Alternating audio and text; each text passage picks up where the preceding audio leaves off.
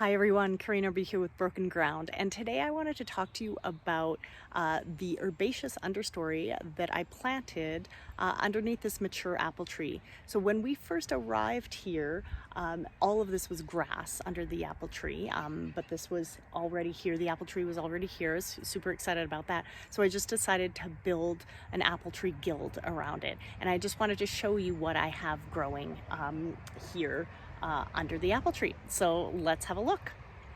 So again, here's the mature apple tree. I actually keep two of my compost bins right underneath it.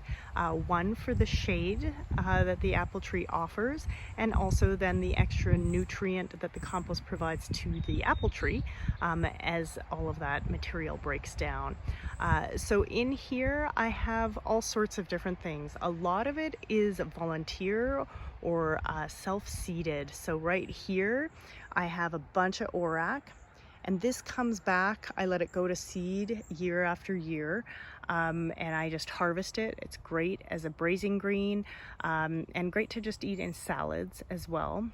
I have some garlic here. This is again volunteer, and comes up in different locations every year, and this I'll probably just let that scape and create the bulbule, and then it'll fall back down again, and I'll harvest a little bit of it, but I have a ton of garlic already, volunteer garlic in other parts of my garden, so I'll likely just leave it. There's a little currant right there. It's very small still, but again, that seems to be doing well below the apple tree.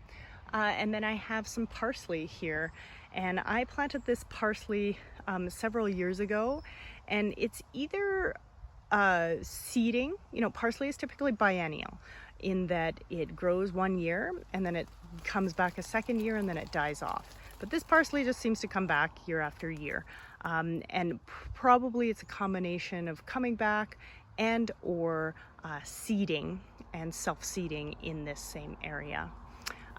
Then over here I have a rose bush. That was a volunteer.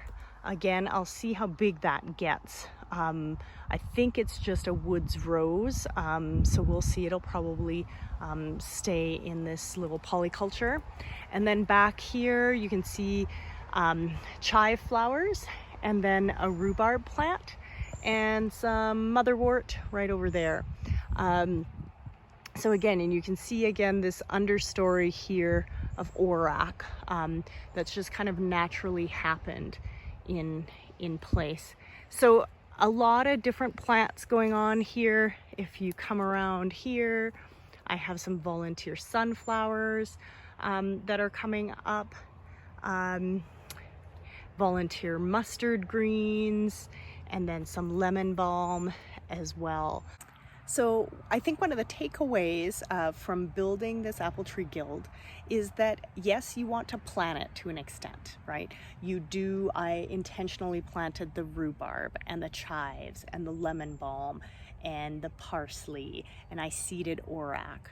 But over time, this has changed dramatically.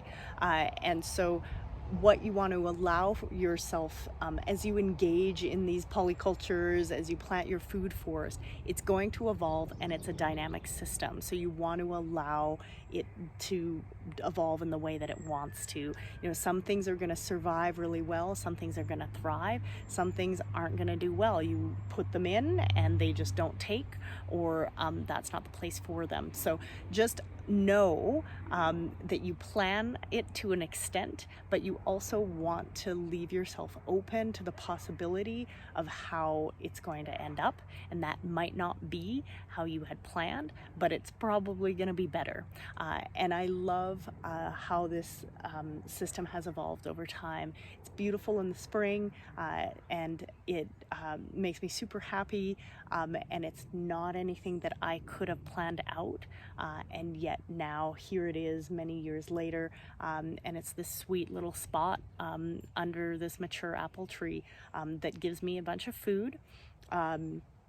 kind of perennial or self-seeding annual food every year, while at the same time it's bird habitat, it's pollinator habitat, and again serves multiple functions, which is always our aim in permaculture. So let me know if you have any questions, and I hope to see you soon. Bye.